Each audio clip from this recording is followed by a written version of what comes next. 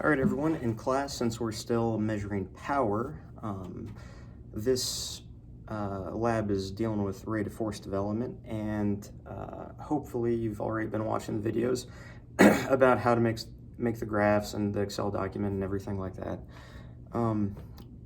We are doing a lower body rate of force development and peak power measure, which essentially is all calculated on a computer. Hopefully you were watching those videos. And this one is how we're going to be calculating power and rate of force development on a bench press. So one lower body, one upper body. How we're going to be doing this is with what's called a Tendo unit. So hopefully you can see this relatively well. Here's this aspect of it, which we're actually going to be like programming everything on. And there is this aspect to it. I'm sorry, like I'm not a very good actor. This aspect to it, we take this out and we essentially hook this onto a bar. You can hook it onto a belt loop or anything like that in order to see someone jumping or something like that. But one of the most common ways is to actually put it onto a bar. So here I'm just gonna show you really quick. Right here.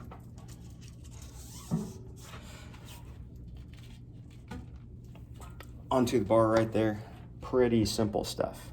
Okay, so now looking on here, the things that we're going to be the most concerned with are, let's see, there's average power, there's partial average power, which we're actually going to be really interested with, and peak power. There's also average velocity, and peak force in newtons.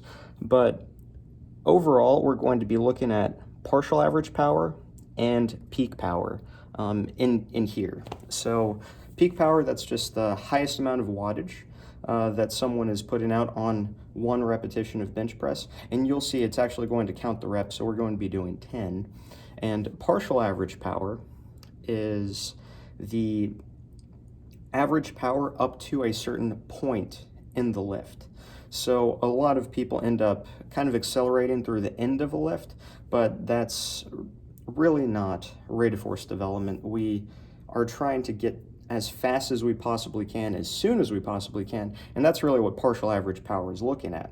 Now, average power is just looking at the average wattage throughout the whole entirety of the movement, but partial average power is up to a certain point. We have it programmed in here about 50% of the total lift.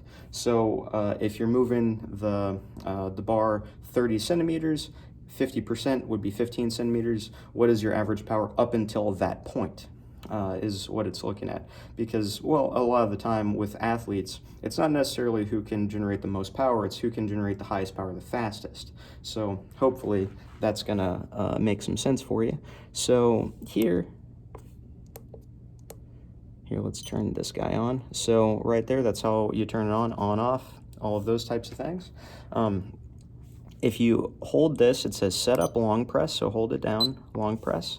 And here, load, I don't know if you can see, I've got 225 pounds on there. That's probably what I'm gonna be doing 10 repetitions with today. So yeah, cool. If you do the math, 225 pounds, American freedom units, in order to get that into, what is that? Kilograms. Obviously I know that's kilograms, come on, geez. That's 102-ish or so. So I already have that set up in here because, well, like maybe this isn't my first take doing this, you know? So we have all of that, so it goes away if you don't mess with it soon enough. So we've got load set up right there. Filter, this is telling us how many centimeters it's going through. 25 is what I'm gonna put it on because I've got short arms. In fact, my arms are really short. I might just put it on 20, just to make sure that it picks up every single repetition. Now through here, there's this up part, there's this low part. Don't worry about that. PAP, that's partial average power, telling us what percentage of the movement to look at. So I already have 50 in here.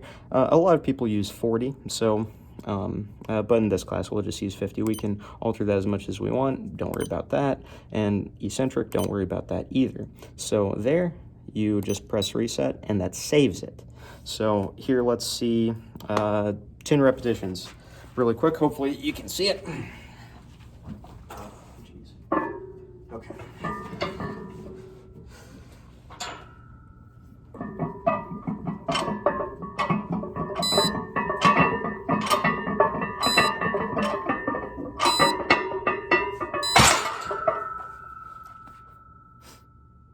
I don't think I did 11. Okay, well, whatever. Doesn't really matter too much.